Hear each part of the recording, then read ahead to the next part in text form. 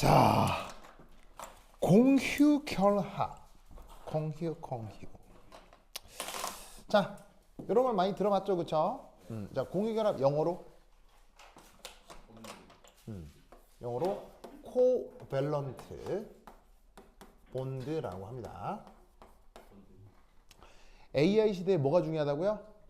어휘. 그래서 요거 이런 단어 외워야 돼, 알겠지? 그럼 이제 이 공유결합에 대해서 아마 그 가장 여러분들이 많이 접해봤을 거는 왜 루이스 구조라고 하는 거 있죠? 막 그림 그리고 해서 막 원자 사이 결합선도 그리고 뭐 이중결합, 삼중결합 이렇게 그렸던 걸 얘기할 건데 지금 오늘 얘기할 공유결합은 그런 이제 화학적 컨셉보다는 물리학적으로 이 공유결합을 어떻게 표현하겠느냐 그거에 대한 얘기를 해볼 거예요. 아시겠죠? 자, 그래서 이제 공유결합 우선 첫 번째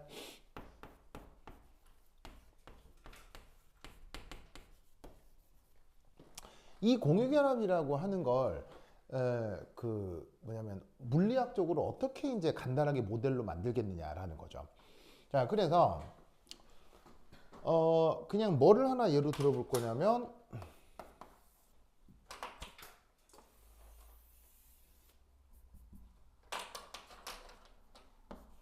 짜잔. 자, 이런 식으로 원자핵 하나, 전자 하나 있는 수소 원자를 예로 한번 들어보도록 하겠습니다.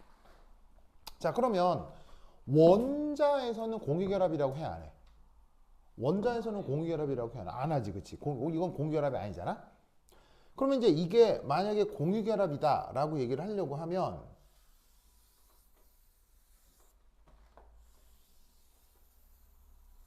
이런 식으로 수소 원자가 적어도 두 개는 모여서 분자가 되어야 그때 우리가 공유결합이다. 뭐 어떻게 어쩌고저쩌고 이런 얘기를 하는 거잖아. 그지? 그래서 여기 보시면은 여기 이제 원자핵도 있고 그다음에 여기 짜잔 뭐 이런 식으로다가 전자들이 나타날 거야.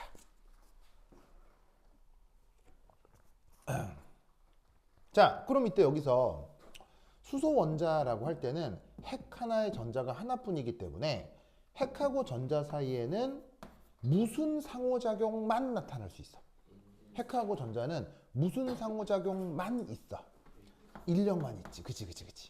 인력이 있다고. 그러면 이때 이 전자는 누구에게 매여 있는 거야? 이 전자는 누구에게 속박된 거야? 요 원자 핵에 속박돼 있다라고 명확하게 얘기할 수 있지. 그치? 자, 그런데 수소 분자가 되다고 치자. 그러면 어떤 일이 벌어지냐면 이 전자는 요 원자에게 속박돼 있었고 이 전자는 이 원자에게 속박되어 있는 것 같았으나 이제 분자를 이루게 되면 어떤 일이 벌어지냐면 이 전자가 얘뿐 아니라 얘하고도 인력으로 연결이 되는 거지. 맞나요? 그리고 이 전자 역시 요거하고도 연결이 되겠지.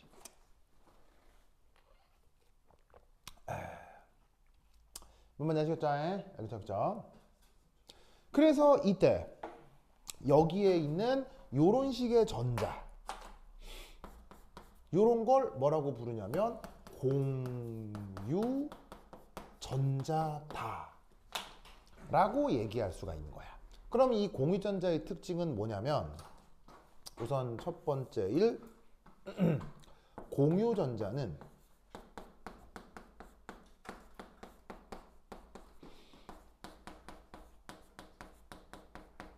양쪽 원자핵의 인력에 동시에 속박되어 있는 것이죠.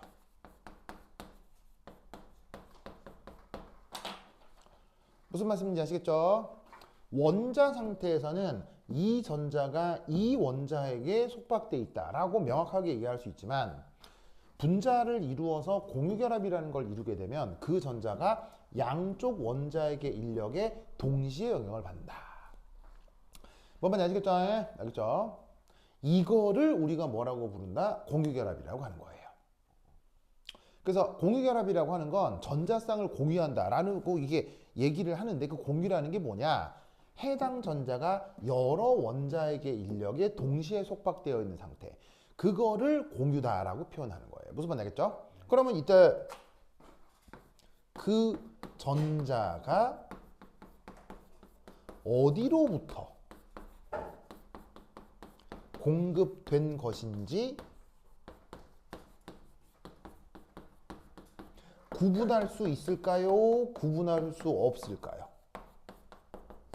구분할 수 없는 상태가 되어버린다는 얘기죠. 이렇게 표현하면 이 전자는 무조건 이 원자에게 것인데 공유결합을 이루어버리면 이 전자가 여기서 온 건지 여기서 온 건지 구분할 수 없는 상태가 되는 겁니다. 어떤지 아시겠죠? 요것이 공유결합이다. 그러니까 나중에 여러분들이 입시 뭐 때가 돼서 이제 뭐 서울대나 카이스트 같은 뭐 포항공대 같은 이런 상위권 대학에 가면은 면접 시험 같은 걸 본단 말이에요. 그럼 그럴 때 만약에 교수가 공유결합이 뭐예요? 라고 물으면 네, 전자쌍을 공유하는 겁니다. 라고 답하면 안 된다 이런 말이에요. 무슨 말인지 알겠어요? 왜죠? 뭔가를 정의하라고 하면 그 단어를 또 쓰면 돼요, 안 돼요? 안 되죠. 그러니까 공유결합이 뭐예요? 라고 물었을 때 전자쌍을 공유한 겁니다. 이렇게 대답하면 안 된다 이런 말이야. 그럼 공유결합이 뭐냐라고 묻는다면 뭐라고 답해야 되겠어? 해당 전자가 여러 원자의 인력에 동시에 속박된 상태. 아시겠죠? 이런 걸 물리학적으로 공유결합이라고 규정하는 거예요. 알겠죠? 그러니까 우리가 예전에 알고 있었던 뭐 옥텐 룰이나 아니면은 루이스 구조나 그런 식의 표현하고는 사뭇 다르죠. 그렇죠? 그래서 이렇게 표현할 수 있어야 됩니다. 알겠죠? 자, 그런데 이때 여기선 인력만 있나요? 분자가 돼버리면 사실 뭐도 나타나기 시작해요? 짜잔 짜잔 이런 식의 청력 상호작용도 나타나게 된다 이런 말이야. 자, 이 원자에서는 적어도 수소 원자에서는 청력이 있어요 없어요? 여기서는 청력이 나타나지 않잖아. 그런데 분자를 이루게 되면 전자끼리 핵끼리 청력도 나타난다는 얘기지. 그래서 이 공유 분자 속에서는 두 번째 이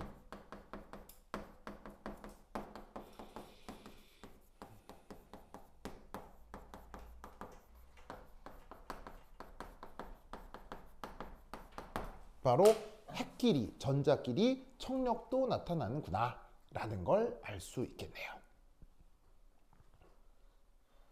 됐죠? 됐죠? 요거. 그리고 이때 어쨌거나 현재 이 상황에서는 청력도 나타나고 인력도 나타나지만 청력보다는 인력의 효과가 더 우세할 것으로 예상해 볼 수 있죠.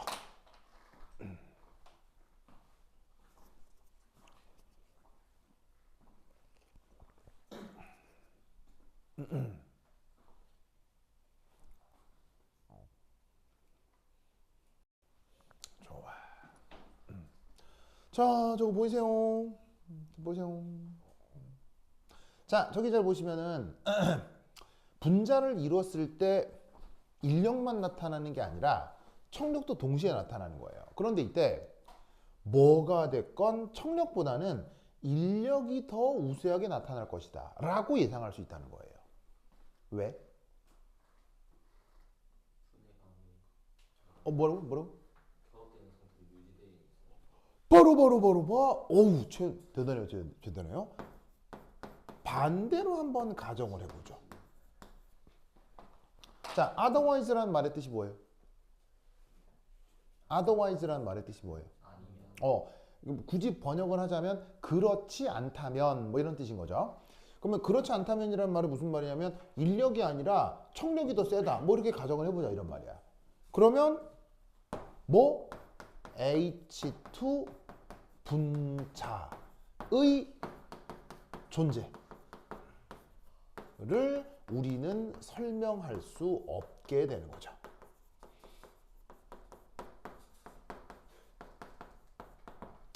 뭔 뜻인지 아시겠어요? 자, 어쨌거나 우리가 경험하는 우주에서는 H2 분자가 있어요, 없어요? 우리가 경험하는 우리 우주에서는 H2 분자가 있잖아요. 그런데 만약에 쟤들 사이에 밀어내는 힘이 더 강하다면 우리 우주에는 H2가 있어야 돼요, 없어야 돼요?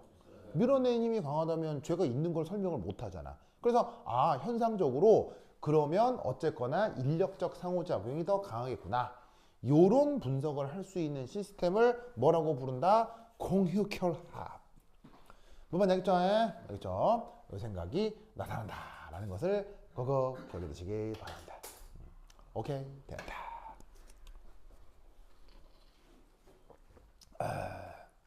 자, 됐죠? 좋아. 이때 왜? 자, 두 번째. 자, 두 번째는 뭘 해볼 거냐면 바로 공유결합 형성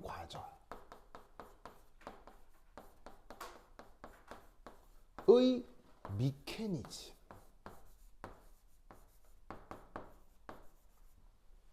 요걸 한번 생각해 보도록 하겠습니다. 공유결합이 어떤 과정으로 맹글어지겠느냐.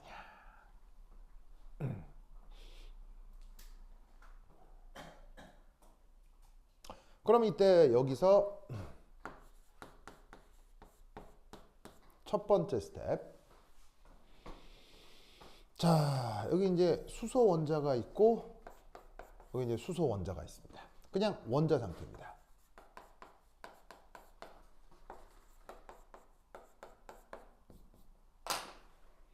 그래서 이 두 원자가 처음에는 이압 이렇게 무한정 멀리 떨어져 있습니다. 자, 보이시죠? 무한정 멀리 떨어져 있습니다. 자, 그러다가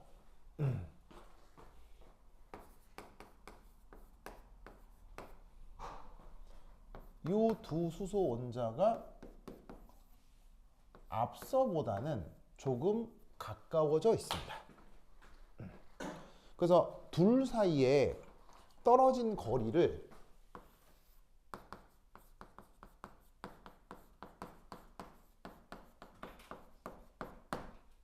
요거를 R이라고 해보겠습니다.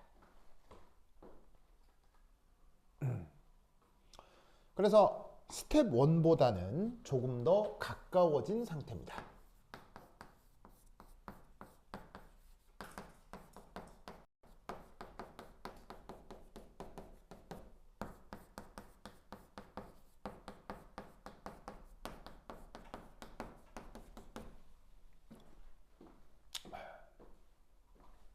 그리고 나서 최종적으로 스텝 3. 조금 밑에 쓸까?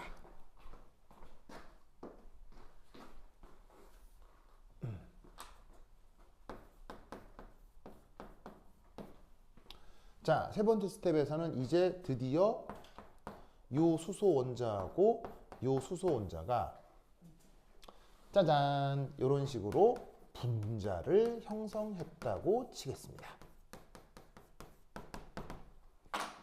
이때 여기에 있는 요 수소 원자핵과 요 수소 원자핵 요 사이의 거리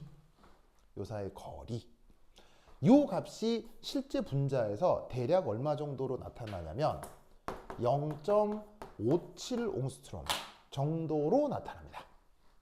물론 이런 숫자는 외울 필요는 없습니다. 알겠죠? 뭐 실제 분자에서 나타나는 걸 측정한 거니까 뭐 그러려니 하면 되겠죠? 자, 이때 참고로 이 옹스트롬이라는 것의 크기는 어느 정도를 얘기하는 거죠?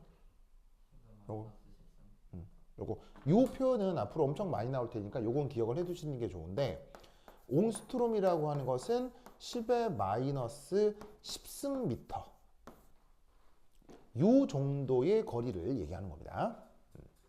근데 수소 분자를 이루게 되면 핵간거리가 대충 요 정도가 됩니다. 그래서 이 수치를 보통 어떻게 치환해 쓰냐면 RE 이렇게 많이 표현을 하는데, 이 표현은 뭐냐? 바로 결합 거리가 되겠습니다.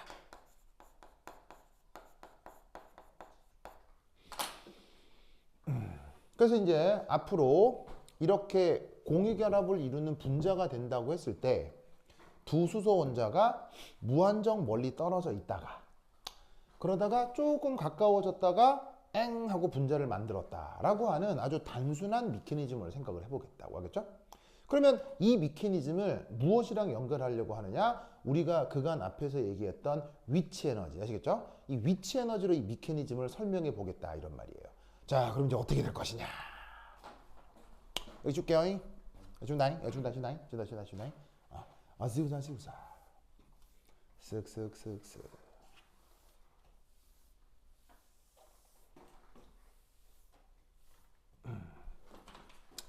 자, 이제 세 번째.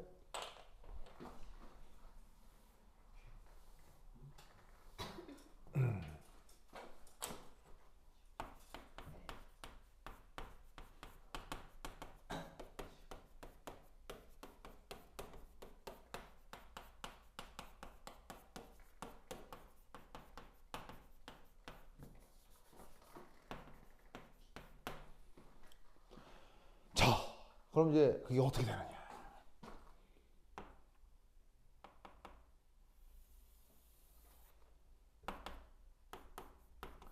Y축은 위치 에너지고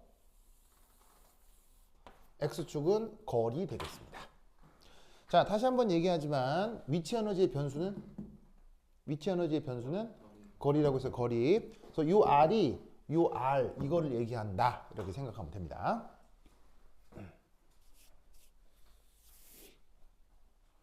됐죠? 그러면 이때 여기서 위치 에너지가 어떻게 나타나느냐? 빠르바르바르바 슉 이렇게 나타납니다.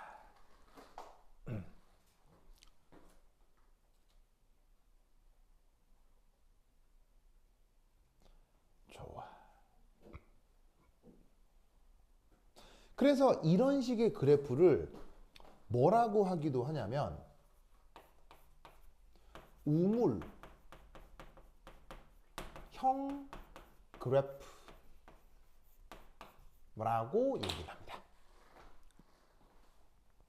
여러분 우물이란 말 알죠? 우물. 이게 왜 그 땅 파면 밑에 있는 그 지하수가 싹 고여 올라오는 그런 거를 우물이라고 하잖아요. 그럼 우물이라고 하는 게 기계적으로 봤을 때 그 우물이라고 하는 게 이제 딱 뭐 시각적으로 봤을 때 뭔가 움푹 들어가 있는 거잖아. 그러니까 그래프 자체가 움푹 들어가 있으니까 아 요런 모양을 우물형이다라고 보통 얘기를 해요. 됐죠? 그러면 이때 이 그래프의 의미가 뭐냐? 바로 우선 첫 번째 요키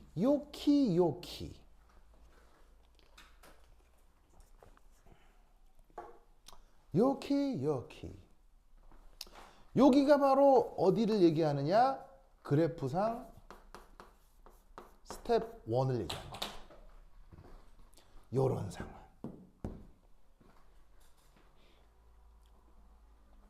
자, 스텝 1에 나타나고 있는 요런 상황 있죠. 두 수소 원자가 무한정 멀리 떨어져 있어. 그럴 때 위치 에너지를 표현하는 방식이 요겁니다. 알겠죠? 알겠죠? 그럼 이게 뭔 말이냐? 자, 첫 번째 1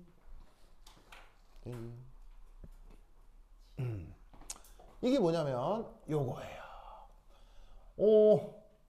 요놈의 위치 에너지는 0으로 수렴하게 되어 있습니다.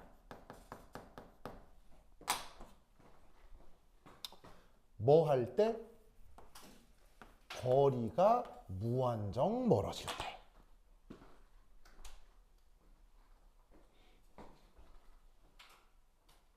왜냐하면 입자 간 거리가 멀어지면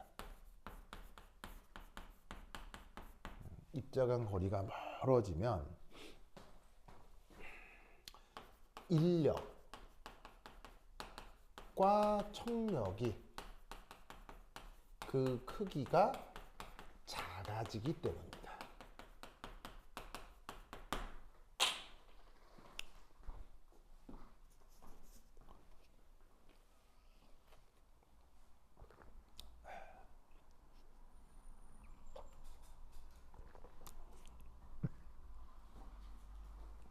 자, 봅시다. 어떤 내가 상호작용이 나타날 수 있는 입자가 무한정 멀리 떨어져 있다고 쳐. 그럼 사실 무한정 멀리 떨어져 있다는 얘기는 다르게 얘기하면 뭔 말이냐면 그 존재를 인식하기도 어렵다는 얘기인 거지. 무슨 말인지 알겠어요? 예를 들면은 우리 우주에 지구 말고 외계인들이 있나요? 지적 생명체가 있나요? 있을 수도 있겠죠. 왜냐하면 우주는 무한히 크고 물질량도 상상을 초월할 만큼 많으니까. 그럼 있을 수는 있겠지만 그 외계인이 있는지 없는지 우리가 그 외계인들이랑 상호작용해요? 전혀 상호작용 못해요. 전혀 상호작용하지 못하죠. 왜? 너무 머니까. 무슨 말인지 알겠어요? 그래서 어떻게 되느냐? 너무 멀리 떨어져 있게 되면 인력이 됐건 청력이 됐건 그 상호작용이 점점 작아지다 못해 무한정 멀어지면 그 인력 청력이 어떻게 되겠어요? 작아지다 못해 없어진다 이런 말이에요. 무슨 말인지 알겠죠? 그런데 아까 뭐라 그랬어? 인력하고 청력을 적분한 게 뭐라 그랬어? 인력하고 청력을 적분한 게. 그게 위치 에너지라고 했지? 그러니까 인력, 청력 적분한 게 위치 에너지인데 인력, 청력이 없어진대. 그럼 위치 에너지도 없어지겠지. 무슨 말인지 알겠어요? 이런 것을 지금 그래프상에서 요렇게 표현하고 있다 이런 말이에요. 무슨 말씀인지 아시겠죠? 알겠죠? 그래서 지금 두 입자 간 거리가 무한정 멀리 떨어져 있을 때의 위치 에너지가 이런 건데 이때 여기서 이제 잠깐 생각해 볼 거는 뭐냐면 이 무한정 멀다 요것의 의미를 한번 생각해 보자. 무한정 멀다. 무한정 멀다. 그럼 여기서 이 무한정이라고 하는 건 진짜로 수소 원자가 하나는 저기 있고 하나는 저기 있고 뭐 이런 상황을 얘기하는 것이냐? 자, 이게 이제 어느 정도를 뜻하냐면 짜자자잔. 아이씨 이게 못생겼어. 너무 못생겼네. 짜자자잔. 자, 직후 뭐라고요? 직후에 요 북이 한 30도쯤 있는 나라가 어느 나라? 북이 30도쯤 있는 나라가 어느 나라? 우리나라. 우리나라가 북반구에 있는 건 알아요? 진짜. 그래요. 우리나라 북반구 있죠. 자, 어쨌건. 그럼 이제 우리나라가 있는데 이게 그 뭐더라? 이게 뭐더라? 그 지구 내가 어제 봤는데 이게 지구 둘레를 지구 4만 킬로미터인가? 지구 둘레를 4만 킬로미터로 정했다고 그러던데? 그걸 정하고 미터를 정했대. 맞나? 이게 미터의 정의가 지구 둘레를 4만 킬로로 정한 체계가 미터 체계라고 그러던데? 몰라. 난 잘은 모르. 어디서 읽은 것 같아. 그래서 지구의 둘레는 측정한 게 아니고 정한 거라고 그러는데 4만 킬로미터로. 그럼 이제 딱 4분의 1 하면 10,000 킬로미터가 되는 거지. 무슨 말인지 알겠어요? 네, 그래서 그러면 그 가정하에 반지름도 규정이 된대. 이게 미터법이라고 내가 읽은 것 같아. 뭐 아니지 뭐. 하여튼 anyway 하여튼 그렇다고 치자. 그러면 결국 지구에서 반 바퀴쯤 걸어가면 몇 킬로라는 거야? 지구에서 반 바퀴쯤 걸어가면 2만 킬로미터가 된다는 얘기지. 아시겠어요? 요거는 맞을 거야. 요거는 내가 이제 기억하고 있는 데이터여서. 그래서 이 우리나라에서 걸어가. 이렇게 쭉 뚜뚜뚜뚜 걸어가. 이렇게 쭉 걸어가가지고 이 지구 반대편으로 걸어가서 한 17,000km쯤 걸어가면 여기에 어떤 나라가 하나 있어. 오늘 소개할 이 나라는 부르키나파소라는 나라야. 자, 부르키나파소라는 나라 아는 사람? 그래? 없지? 자, 부르키나파소는 어디에 있냐면 그 아프리카에 있는 나라입니다. 예, 그 중서 아프리카쯤에 있는 나라인데 공용어는 스와힐리어입니다. 스와힐리어에 그다음에 영어까지 이제 같이 쓰는 나라고. 그다음에 이 나라는 아직도 이게 계급 사회입니다. 계급 사회에서 계급이 규정한 직업을 가져야 됩니다. 아직 계급 사회입니다. 이 사회가. 그래서 이 부르키나파소라는 나라에는 음악 계급이 따로 있어. 그 집안이 음악 계급이어야 음악을 할 수 있는 나라입니다. 그렇게 계급마다 뭐냐면은 직업이 정해져 있는 아직 좀 묘한 나라입니다. 아시겠죠? 예, 그래서 이 부르키나파소라고 하는 나라에서 그래서 되게 유명한 음악가들도 근데 나온 걸로 알고 있는데 뭐 여하튼. 그러면 여러분 이 부르키나파소에 대해서 특별한 호감을 갖고 있는 사람. 부르키나파소와 우리는 아주 큰 경제 협력을 하고 미래의 성장 동력을 같이 발전시켜야 된다라고 생각하는 사람. 이름이 마음에 든다고요? 이름이 좋아. 그거 나쁘진 않아. 자, 근데 별로 뭐 특별히 뭐 이렇게 친하고 자시고 뭐 별 느낌 없죠, 그렇죠? 그럼 두 번째, 저 나라는 왠지 기분이 나쁘기 때문에 우리나라의 군대를 파병해서 식민지로 삼아야 된다. 자, 이런 생각하는 사람. 이런 생각.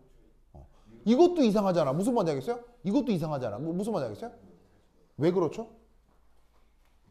왜 저 나라에 대해서는 딱히 좋은 거, 딱히 나쁜 거 별로 없죠? 바로 멀어서 그런 거예요. 멀리 떨어져 있으면 이게 좋은지 안 좋은지 별 느낌이 없는 거예요. 무슨 말인지 알겠어요? 그러면 사실 우리나라와 일본이라는 나라의 관계, 우리나라와 일본이라는 나라의 관계. 자, 딱 느끼겠지만 굉장히 명쾌합니까? 상당히 껄쩍지근합니까? 무슨 말인지 알겠어요? 자, 우리나라하고 일본 뭐 좋을 때 있어요? 좋을 때? 우리나라와 일본 좋을 때 있어요? 좋을 때 있죠. 뭐 예를 들면 여행 갔을 때 여행 가면 좋잖아요. 그 예를 들면 일본 여행 가면 그게 뭐 크게 비싸지 않은 비용으로 맛있는 것도 먹고 뭐 재밌는 것도 놀고 할 수 있잖아요. 그럼 그때 갔을 때 뭐 특별히 반일 의식 이런 거 없잖아요. 그러니까 일본에 여행 가서 일본 사람 나쁜 사람 뭐 이런 생각 안 하잖아. 그리고 뭐 사실 뭐 일본 사람들도 우리나라에 관광 많이 오잖아. 그럴 땐 좋은 거지 뭐 알겠어요? 근데 일본하고 우리나라 나쁠 때도 있나요? 나쁠 때도 있나요? 있지. 예를 들면은 뭐 일본 총리가 독도 문제를 걸고 넘어진다거나 지금 일본 총리가 누구세요? 다카이치 사나에라는 이제 일본 분이신데 그분이 했던 과거 발언 중에 뭐가 있게요? 그분이 과거 뭐라고 했었냐면 한국이 일본에게 너무 기어오른다. 라고 했던 발언을 했던 분이십니다. 네, 그래서 이제 일본의 엄청난 극우 정치인인데 그런 식으로 정치적인 문제나 역사적인 문제가 엮이면 사실 좋아요, 나빠요? 안 좋죠. 나쁘잖아요. 무슨 말인지 알겠어요? 그러면 왜 일본하고 우리나라는 그렇게 좋을 때도 있고 나쁠 때도 있고 뭐 그런 걸까요? 가까우니까. 무슨 말인지 알겠죠? 오! 그러면 이 말이 무슨 말이냐? 이 말이 무슨 말이냐? 물리적 거리가 한 이 정도 떨어지면 이게 우리에게 있어서 무한정 먼 거겠구나 라고 인식할 수 있다는 거예요. 아예 그 존재 자체도 가물가물하다면. 그럼 이때 예? 지어낸 거야. 뭐라고요? 뭘 지어내?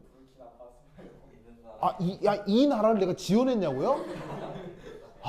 진짜 내가 그렇지는 않습니다. 내가 그러지는 않는데 이거 있는 나라입니다. 있는 나라입니다. 네. 진짜 참 그러지 않습니다. 이 존재하는 나라입니다. 검색해 보시면 나와요. 그렇죠? 아프리카에 있는 나라입니다. 네. 참. anyway. 그럼 이제 여기서부터 여기까지 거리가 17,000km라고 했죠. 되나요? 자, 그럼 이제 뭐 성인 남자의 크기를 1.7m 정도라고 하고 무슨 말인지 알겠어요? 퉁쳐서 1.7m 정도라고 하고 그러면 17,000km를 1.7m로 나누면 이게 maybe 10의 7승 정도 나올 거거든요. 이 정도 되는 것 같아요. 그래서 뭐 거기 하나, 둘, 셋, 넷, 다, 7개니까 10의 7승 이 정도 될 것 같아. 그러면 10의 7승을 우리말로 뭐라고 하지? 10의 7승을 우리말로? 10의 7승을 우리말로 뭐라고 해요? 1000만이라고 한다고. 1억이 1의 8승이란 말이야. 1의 8승은 1이지. 10의 8승이 1억이란 말이야. 그럼 공 하나 띈 거니까 1000만인 거지. 즉 인간이 뭔가를 인식한다라는 관점에서 자기 크기의 1000만 배 정도 되면 그게 대략 무한정 큰 거라고 볼 수 있다는 거지. 무슨 뜻인지 아시겠어요? 그러면 여러분 원자 하나의 크기 대략 얼마라고 했어요? 내가 외우라고 했지. 원자 하나의 크기 대략 얼마라고 했어요? 바로 대략 크기가 1옹스트롬 정도 된다고 했었죠? 10의 마이너스 10승 미터 알겠습니까? 그러면 10의 마이너스 10승 미터의 1000만 배 하면 얼마예요? 10의 마이너스 10승 미터의 1000만 배 하면 얼마예요? 바로 1mm 혹은 1cm 정도 되는 거예요. 뭔 말인지 아시겠죠? 알겠죠? 그러니까 원자적 관점에서 무한대로 멀다는 얘기는 두 입자 사이가 이 정도로만 떨어져 있어도 얘들한테는 무한정 먼 거리라는 얘기인 거예요. 뭔 뜻인지 아시겠죠? 즉 이 정도만 떨어져 있어도 얘들한테는 인력 청력이 어떻게 된다? 전혀 나타나지 않게 되는 겁니다. 무슨 뜻인지 아시겠어요? 그래서 사라진다 혹은 없어진다.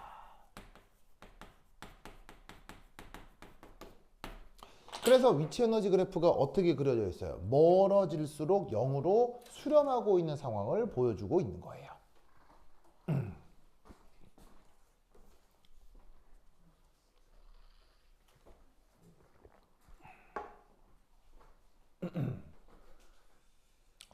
뭔지 아시겠죠? 적죠. 자, 그래 적었어요? 적었죠.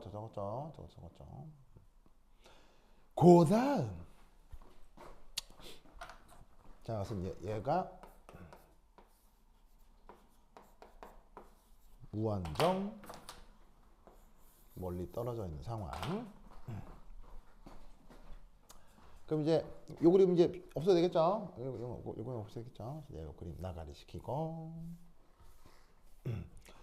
그다음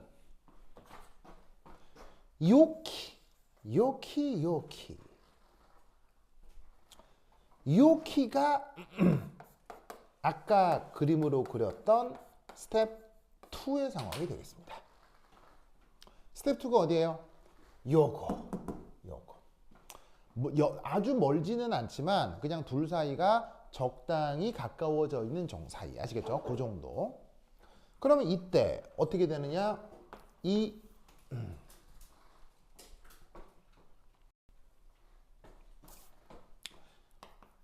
두 원자가 적당히 떨어져 있는 거리에서는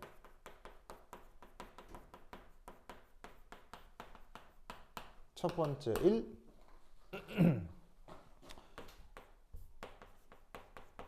청력보다 인력이 더 우세하게 나타나야 됩니다.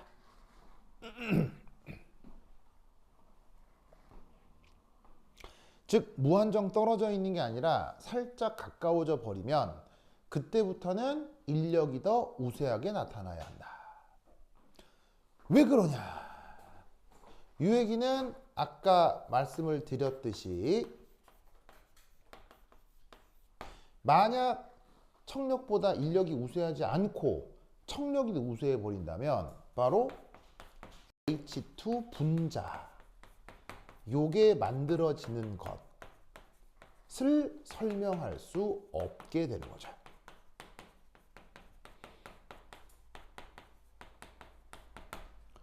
적당히 좀 떨어져 있는데 이때 청력이 우세하게 나타난다. 그럼 서로 더 끌어당기겠어요? 서로 밀어내겠어요? 서로 밀어내버리면 뭐를 만들지 못하겠어요? 수소 분자를 만들지 못하겠죠. 근데 어차피 세상에는 수소 분자라는 게 있기 때문에 저 상태에서 청력이 우세하다 말하면 곤란한 거지. 뭔 뜻인지 아시겠죠? 알겠죠? 그렇다면 이때 이 상황에서 뭘 한번 조사해 볼 거냐? 자, 위치 에너지는 그 변수가 항상 뭐라고 했죠? 위치 에너지는 변수가 항상 뭐라고 그랬어요? 거리라고 했죠. 그러니까 그 거리에 대한 속성을 알아보기 위해 뭘 해보자? 미분을 해보자. 그리고 이 미분을 하는 실용적인 목적은 뭘 알기 위해서다? 접선의 기울기.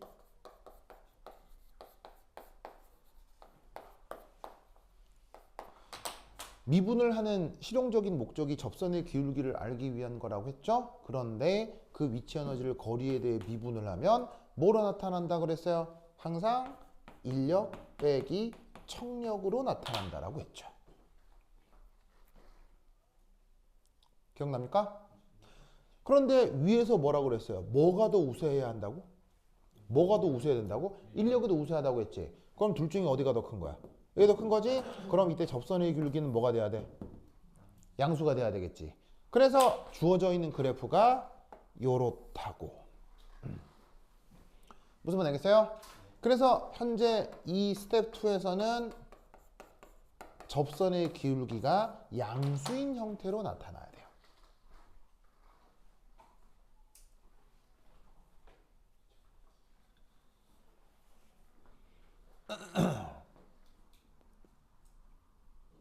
알겠죠? 그리고 또 하나 인력이 충분히 우세하다면 요 위치 에너지는 양수가 돼야 되겠어요? 또한 음수가 돼야 되겠어요? 음수가 돼야 되겠죠? 인력하고 청력을 적분한 게 위치 에너지라고 했었잖아요. 아까 앞에서 얘기했죠. 그런데 인력만을 적분해서 위치 에너지로 바꾸면 플러스가 된다 그랬어요? 마이너스가 된다 그랬어요? 마이너스가 된다고 했죠. 그래서 어떻게 되느냐? 확실히 청력에 비해서 인력이 확실히 강하다면 인력만의 요소를 고려해서 적분을 했을 경우 위치 에너지가 음수가 되니까 그래프도 음수 패턴으로 나타나겠지. 그럼 잘 봐. 위치 에너지가 음수로 나타난다는 얘기는 그래프가 1사분면에 그려진다는 얘기야? 4사분면에 그려진다는 얘기야? 4사분면에 나타나면서 어떤 패턴을 가져야 돼? 요런 패턴을 가져야 된다고. 요런 식의 패턴. 아시겠죠? 그래서 4사분면에서 거리가 멀어질수록 점점점 위치 에너지는 커지는데 접선의 기울기 양수인데 멀어지면 0으로 수렴하는 요런 패턴의 성격을 가져야 된다. 이런 얘기지. 뭐가? 위치 에너지가. 알겠죠? 알겠죠? 됐나요? 됐나요? 그 다음 여기 자, 여기가 어디냐?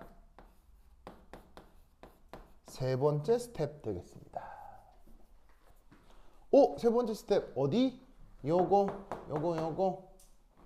아시겠죠? 그래서 마저 표현을 해주면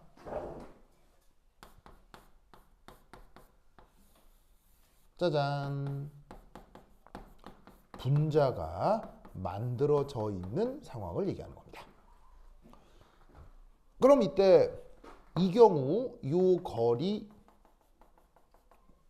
이게 뭐라 그랬어요?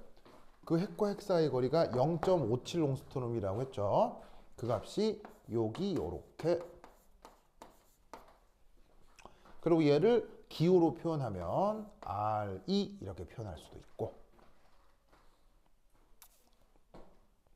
그럼 저 세 번째 상태에 대해서 우리가 이제 어떻게 표현을 해볼 수가 있냐면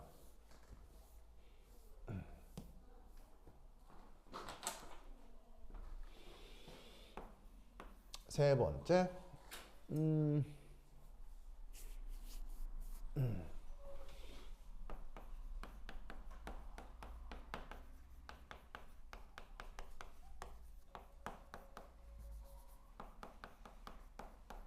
우선 1. 수소 원자 두 개로 만들어낼 수 있는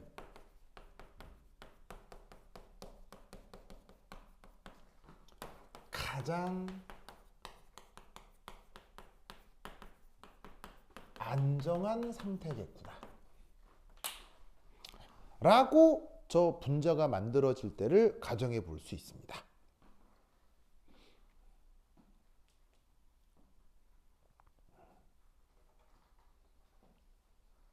그러면 저게 왜 가장 안정한 상태냐 라고 가정을 하냐면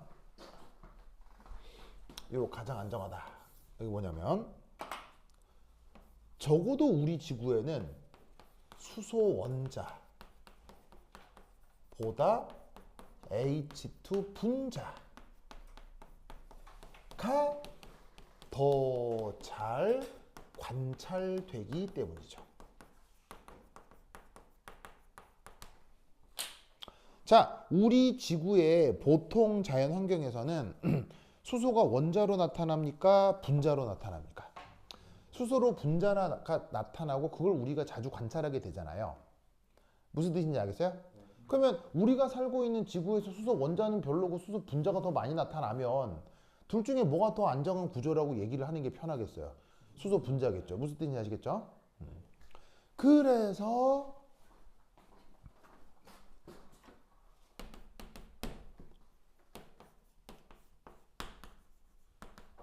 짜잔, 요거가 나타나는 것입니다.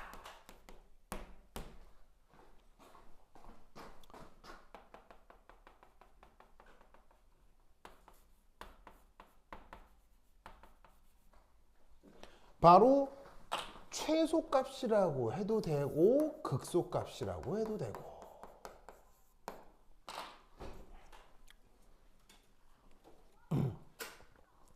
가장 안정한 상태니까 위치 에너지가 제일 작다, 뭐 이렇게 얘기를 해도 되겠죠.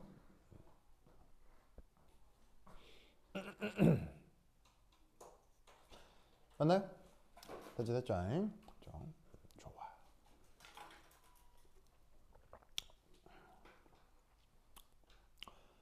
좋아. 이때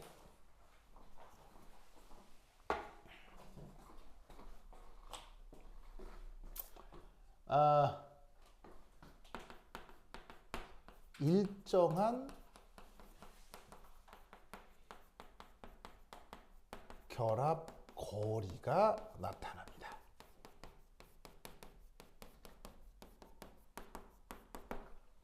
일정한 결합 거리가 나타납니다. 그게 지금 수소 분자를 이룰 때 대략 0.57 옹스트롬이라고 했죠. 보이세요? 보이죠?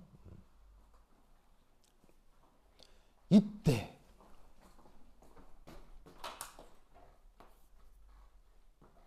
요 일정한 결합 거리라고 하는 거 있죠. 일정한 결합 거리라고 하는 거, 이게 둘 사이의 관계를 규정합니다. 둘 사이의 관계를 규정합니다.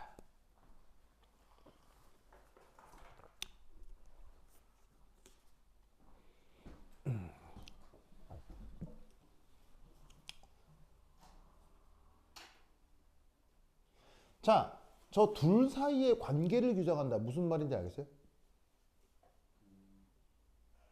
둘 사이의 관계를 규정한다. 무슨 말인지 알겠어요? 자, 예를 들어서 나중에 이제 학교에 갔는데 저기 예를 들면 현우를 만났어. 현우가 예를 들면 강의실에서는 한 1, 2m 떨어져 있다가 우연찮게 이제 밥 먹으러 자리에 앉았는데 바로 앞뒤로 앉아가지고는 한 1m 정도 떨어졌다가 그 다음에 있다가 뭐 운동장에 체육 시간에 딱 나갔는데 저 현우가 저 100m 바깥에 서 있을 수도 있고 뭐 그렇잖아요. 그러면 내가 현우를 관찰하는데 현우하고 거리가 한 50cm로 가까이 서 있을 수도 있고 뭐 1, 2m 거리일 수도 있고 뭐 2, 300m 거리일 수도 있고 막 이렇게 우리 둘 간의 거리가 규정되지 않고 뭐 때로는 가깝다가 때로는 멀다가 이렇게 되면 나와 현우의 관계는 무슨 관계죠? 별 관계가 아니죠. 무슨 말인지 알겠어요? 우연찮게 좀 가까워질 수도 있고 멀어질 수도 있고 뭐 그런 거잖아요. 무슨 말인지 알겠어요? 근데 어느 날 저 현우를 딱 봤는데 현우가 어떤 여학생이랑 같이 뭐 책을 하나 놓고 디스커션을 하고 있는 거예요. 무슨 말인지 알겠어요? 근데 그 여학생이 누군지 나는 몰라. 처음 보는 여학생이야. 무슨 말인지 알겠어요? 그래서 나는 그 여학생에 대해서 전혀 모르고 그리고 현우한테 얘기를 들은 적도 없기 때문에 저 현우와 그 여학생의 서사에 대해서 나는 전혀 몰라. 둘이가 어떤 둘 사이에 무슨 일이 있었는지. 하지만 내가 왼쪽 딱 봤는데 그 여학생이 현우 옆에 50cm 옆에서 같이 책을 보고 뭐 얘기를 하고 있는 거야. 그래서 뭐 수업 시간에 뭐 나온 내용에 대해서 디스커션 하나 보다. 무슨 말인지 알겠어요? 지나갔지. 근데 어느 날 식당에서 딱 봤는데 그 여학생이랑 또 나란히 앉아서 밥을 먹는 거야. 근데 무슨 말인지 알겠어요? 근데 뭐 무슨 말인지 알겠어요? 뭐지? 그래서 이렇게 먹는 거 서로 좋아하나 보다. 그래서 탁 하는데 어느 날 갑자기 수업 다 끝나고 운동장 옆에 산책로를 봤는데 그 산책로에서 또 현우하고 그 여학생이 50cm 떨어져 가지고는 둘이 나란히 걷더라 이런 말이야. 이게 계속 반복적으로 나타나.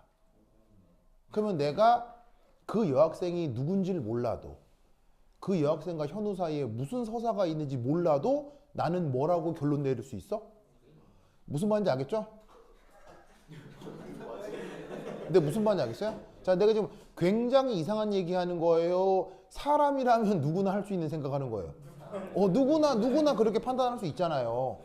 그게 바로 뭐라고? 거리가 관계를 규정하는 거예요. 무슨 뜻인지 알겠죠? 알겠죠? 그러면 잘 봐. 수소 분자라는 것을 구성했다를 무엇으로 규정한다는 얘기예요? 이 둘 간의 거리가 일정하게 유지된다. 무슨 말인지 알겠어요? 그걸로부터 분자가 됐건 화학결합이 됐건 뭔가가 이루어졌다라고 말을 하는 거예요. 그래서 뭔가가 기존의 것과 달라졌다는 얘기는 그 입자 간 거리가 달라졌다는 걸 뜻한다. 이런 말이지. 뭔 말인지 아시겠죠? 그렇죠? 좋아. 그래. 그래서 우리 현우는 진짜로 여자친구가 있는 거예요? 네, 있어요. 아, 있어요? 봤어요. 아, 있어요? 졸업식 날 저희 사진 찍고 싶었는데. 진짜로요? 도망갔어요. 아, 졸업식 날 어떤 여학생이 현우랑 사진 찍고 싶어 했는데 현우가 싫어했다고요? 부러워. 현우가 좋아한다고요? 같이 어디 그래? 이거 거제 바닥에 다 알려진 사실이군요. 그 유명한 그 천재 커플이에요. 그래요? 그럼 이 거제도 여기 다 지나다니면서 아무나 붙잡고 현우 여자친구 아세요? 그럼 다 아는 거예요? 그렇구나. 현우 어떡하니? 어떡하니? 서울 주니면 다 알아요. 그래요? 알겠습니다. 그래.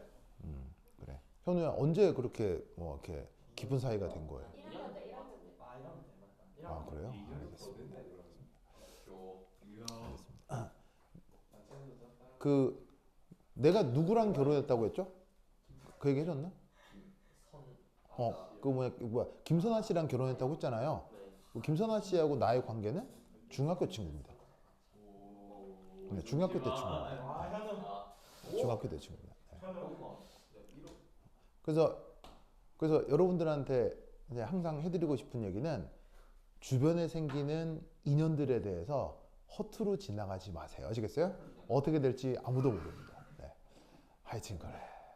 알겠죠? 현우야 응원할게요. 그래서 어쨌건 자 보자. 자, 그래서 이때 잡아. 일정한 결합거리가 나타난다고 했지. 그런 일정한 결합거리가 나타난다면 우리는 어떤 생각을 할 수 있어? 두 원자 간 인력과 청력이 어떻게 될 거라는 생각을 할 수 있지? 일정한 거리를 유지하려면 두 입자간 인력과 청력이 어떻게 돼야 된다고 생각할 수 있지? 같겠구나. 무슨 뜻인지 아시겠죠? 알겠죠? 만약에 그 두 입자 간의 인력이 더 우세하다. 그러면 거리는 어떻게 돼야 되겠어요? 더 가까워져야 되겠죠. 청력이 우세하다. 어떻게 돼야 되겠어요? 더 멀어져야 되는데 일정하게 유지된다는 얘기는 그 인력과 청력이 어떻게 돼야 된다? 같겠구나. 이해하셨죠? 그러면 여기서 뭘 또 조사해 볼 수 있겠어요?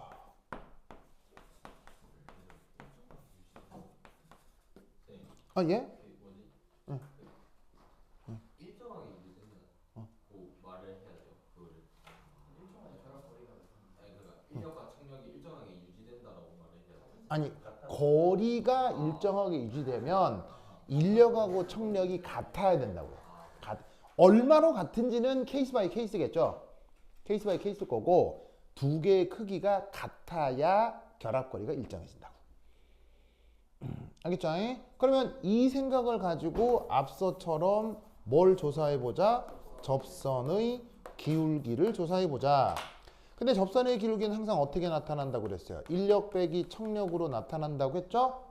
근데 일정한 결합거리가 나타나려면 두 개의 크기가 같아야 되니까 0이 돼야 된다 이런 말이야. 그래서 조사를 하여 보니 어떻게 됩니까? 오이구 확실히 접선의 기울기가 뭐가 되어 나타납니까? 0이 되어 나타나는구나. 뭔 말인지 아시겠죠? 논리를 쿡쿡 기억두시기 바랍니다. 오케이 됐다. 자 썼죠? 자 고다음 자 요 그림 이제 없어도 되겠죠? 요 준다 시우사 쑥쑥쑥쑥 뭐 이거 요것도 쑥쑥쑥쑥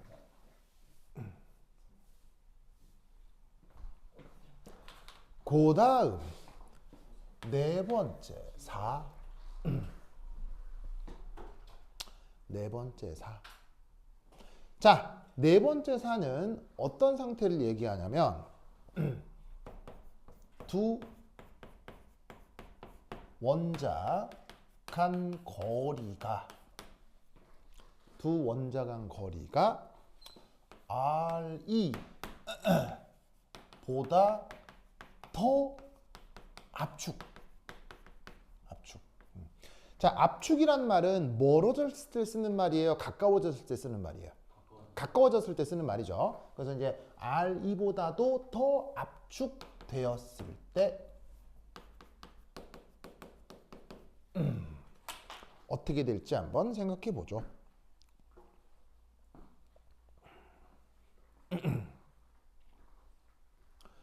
자, 그럼 이제 어떻게 되느냐? 그러면 아까 수소 분자가 나타난다라고 했을 때 그때 결합거리가 0.57 옹스트롬이었잖아요. 그러면 수소 분자가 나타났을 때 결합거리가 0.57 옹스트롬이었던 거는 언제부터 이랬을까요? 언제부터 이랬을까요? 바로 우주가 태어나면서부터 그랬겠죠? 무슨 말인지 알겠어요? 수소라고 하는 물질이 생겨나면서부터 두 개가 결합하면 이게 돼야 됐을 거 아니야. 돼야 됐을 거 아니야. 즉 138억 년 동안 0.57 옹스트롬이었던 거지. 무슨 말인지 알겠어요? 근데 우연찮게 둘의 거리가 가까워졌다. 그러면 어떤 경우 둘의 거리가 가까워졌을까요? 어떤 경우 둘의 거리가 더 가까워지게 될까요? 어떤 경우? 자, 138억 년 동안 계속 이 거리였는데 갑자기 더 가까워졌다 이런 얘기 아니야? 그럼 어떤 경우? 오, 바로 첫 번째 1. 분자 간 충돌 혹은 빛 에너지의 흡수 시 가능합니다.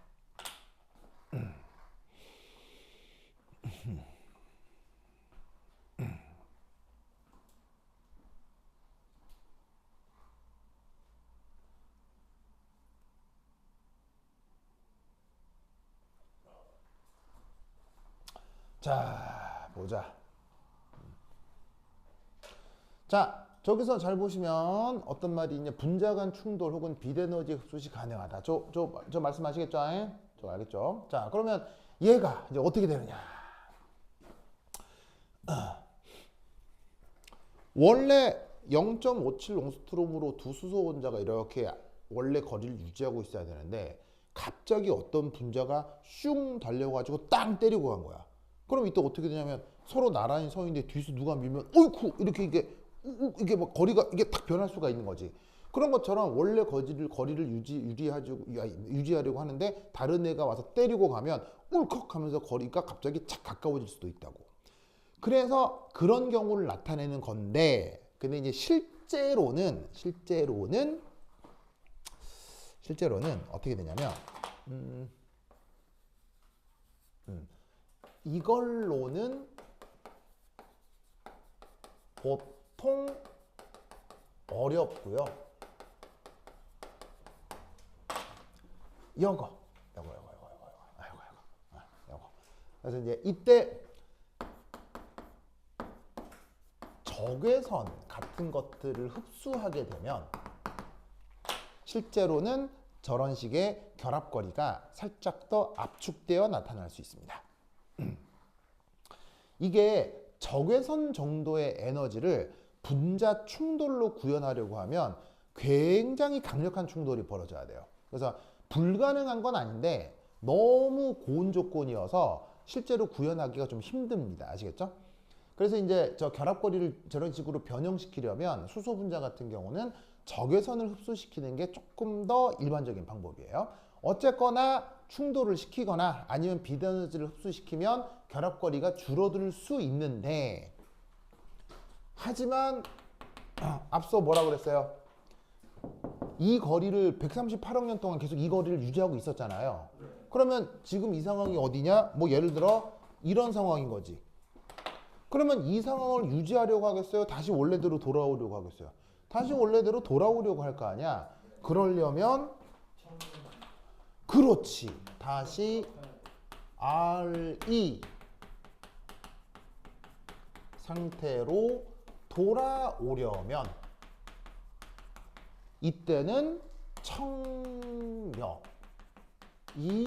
더 우세해야 한다, 이런 말이에요. 그래야 밀어내는 힘이 강해서 다시 좀 더 멀어져서 원래의 0.57 옹스트롬으로 돌아오겠지. 뭔 말인지 아시겠죠? 알겠죠? 그렇다면 이때도 뭘 조사해 볼 것이냐? 바로 접선의 기울기를 고려해 보자. 자, 접선의 기울기는 항상 인력 빼기 청력을 나타내 준다고 했었죠. 그런데 둘 중에 어느 쪽이 더 크다? 청력이 더 크다. 그러면 이때 접선의 기울기는 음수가 되겠죠. 그래서 지금 이 상황에서는 짜자자잔, 접선의 기울기가 음수가 되어 나타나는 상황입니다. 그럴 때는 뭐가 더 우세하다고요? 청력이 더 우세하다라고 얘기할 수 있죠. 그리고 이때 청력이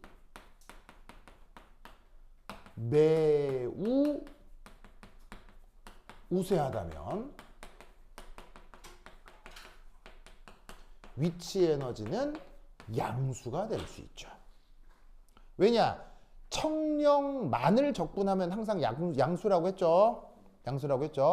그런데 그 인력의 크기가 정말 무시할 정도로 그 크기가 작아진다면 청력만에 의한 적분 결과 양수가 나와야 할 거라, 이런 말이지. 오, 그러면 위치 에너지가 양수다. 몇 사분면에 그림이 그려질 수 있다는 얘기예요. 1사분면에 그림이 그려질 수 있다는 얘기죠. 뭔 말인지 아시겠죠? 알겠죠? 그래서 이 그래프를 살피면 자, 어떻게 되느냐? 멀어지면 0으로 수렴하고 대부분은 4사분면에 있어야 되는데 결합이 이루어질 때는 극소점이 나타나야 되고, 아시겠어요? 그리고 결합거리보다 훨씬 더 압축이 돼버리면 청력이 우세해진다. 무슨 말인지 알겠어요? 그래서 그래프 패턴이 요런 꼴이 된다, 이런 말이에요. 뭔 말인지 아시겠죠? 그래서 요것이 저 상황이다 라는 걸 인식해 두시기 바랍니다. 그리고 이때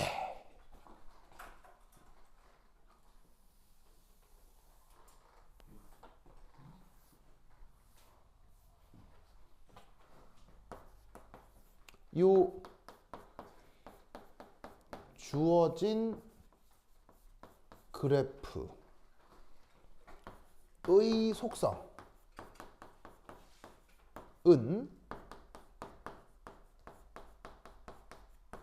수리적으로 증명할 수 없습니다. 수리적으로 증명할 수 없습니다.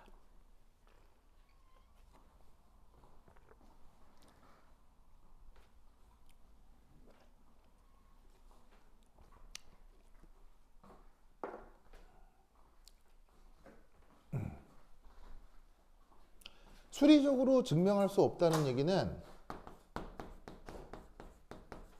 정해져 있는 함수가 없다는 얘기입니다. 즉, 이 그래프는 함수는 없고 개형만 있는 겁니다. 무슨 말인지 알겠어요? 그리고 이 개형은 수학적으로 증명해서 나온 게 아니라 인간의 삶과 경험을 설명해 줄 수 있는 개형일 뿐인 겁니다. 무슨 말인지 알겠죠? 인간이 삶 속에서 혹은 실험 데이터 속에서 나타나는 패턴들에 맞게 개형만 존재하는 겁니다. 무슨 말인지 알겠죠? 그래서 사실 여러분들에게 있어서 가장 중요한 교과목은 뭡니까? 사실은 공교육 과정에선 수학이잖아요. 그래서 수학을 가장 중요하게 배우기 때문에 이 세상 모든 게 수학적으로 잘 구현되어 있을 거라고 생각하는데 아닙니다. 여러분들이 배우는 수학으로 설명할 수 없는 세상이 훨씬 더 큽니다. 그래서 여러분들은 수학으로 구현할 수 있는 아주 좁은 세상만 공교육 과정에서 배우는 거예요. 근데 실제로는 이거 수학으로 설명할 수 없는 세상이 훨씬 더 큽니다. 그래서 자연과학은 그런 것까지를 다 다루는 거지. 그래서 지금 이 수식은, 이 그래프는 바로 개형만 존재하는 그래프예요. 그래서 어떻게 되느냐? 각 시스템마다 편리한 수식을 임의로 도입할 수 있습니다.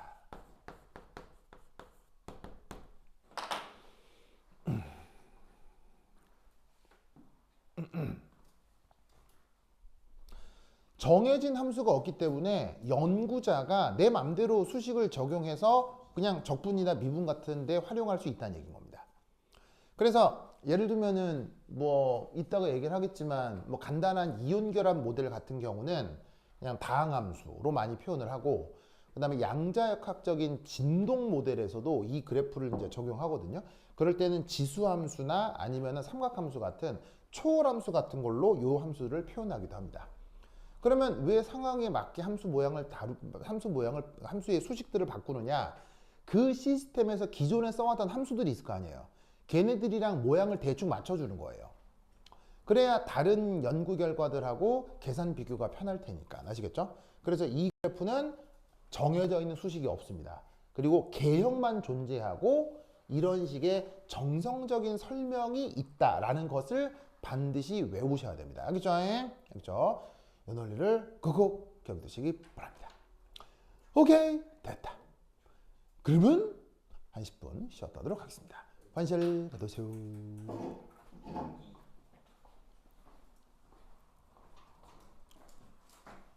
너무 많이 찍었어.